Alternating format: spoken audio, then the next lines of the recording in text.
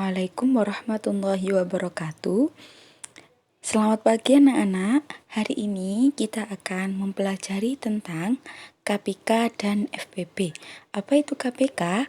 KPK yaitu singkatan dari kelipatan persekutuan terkecil.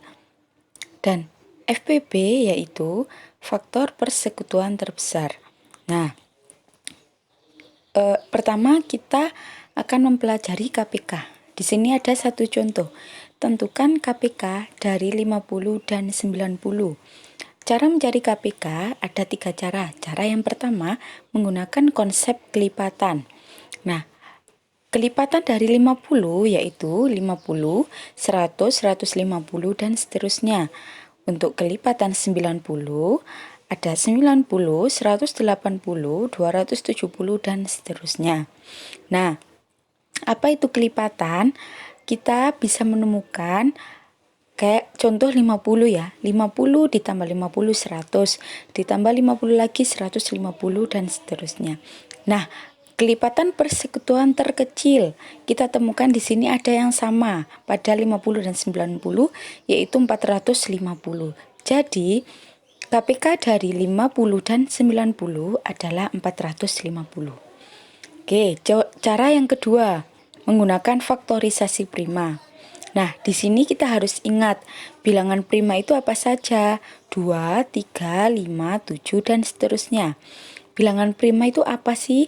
Bilangan prima yaitu bilangan yang hanya bisa dibagi dengan satu dan dirinya sendiri. Oke, caranya seperti ini. 50. Jadi, ini bisa disebut dengan pohon faktor.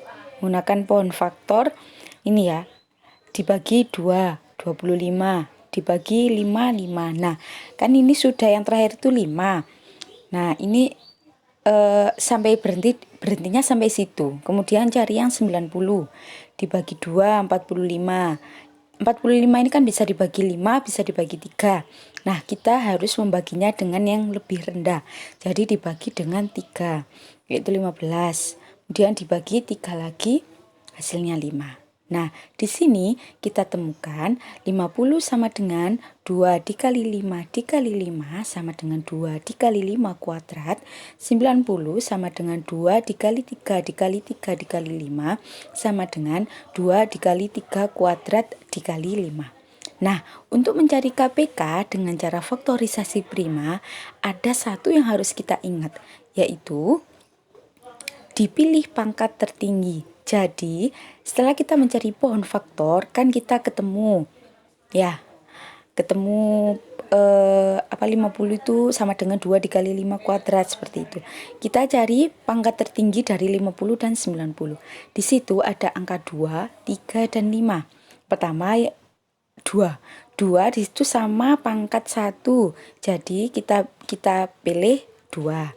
Kemudian yang 3, di situ ada 3 kuadrat dan yang di 50 tidak ada, kan bisa dianggap dengan 3 pangkat 0.